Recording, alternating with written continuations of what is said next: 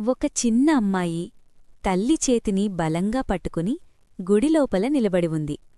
ఆ తల్లి ముఖంలో అలసట ఉంది, కాని కళ్లలో ప్రేమ మాత్రం తగ్గలేదు. తల్లి మెల్లగా అడిగింది, అమ్మా, దేవుణ్ణి ఏమి అడుగుతావు? ఆ చిన్న అమ్మాయి ఏమీ మాట్లాడలేదు. పక్కనున్న పిల్లలన్నారు, సైకిల్ అడుగు, చాక్లెట్ అడుగు. కాని ఆ పాప మౌనంగా నిలబడి చేతులు జోడించింది. కళ్ళు మూసుకుని మెల్లగా దేవుణ్ణి చూసి చెప్పింది, దేవుడా, మా అమ్మకి కాస్త విశ్రాంతి ఇవ్వు. అమ్మ ఆరోగ్యంగా ఉండేలా చూడు. ఆ మాటలు విన్న తల్లి ఏమీ మాట్లాడలేదు, కాని కళ్లలో నీళ్లు తిరిగాయి. అదే క్షణంలో గుడిగంట మోగింది. గాలి మెల్లగా వీచింది. అప్పుడర్థమైంది, కొన్ని ప్రార్థనలు మన కోరికల కోసం కాదు, మన ప్రేమించిన వాళ్లకోసం. అవి దేవుడి చెవుల్లో కాదు, హృదయంలో పడతాయి.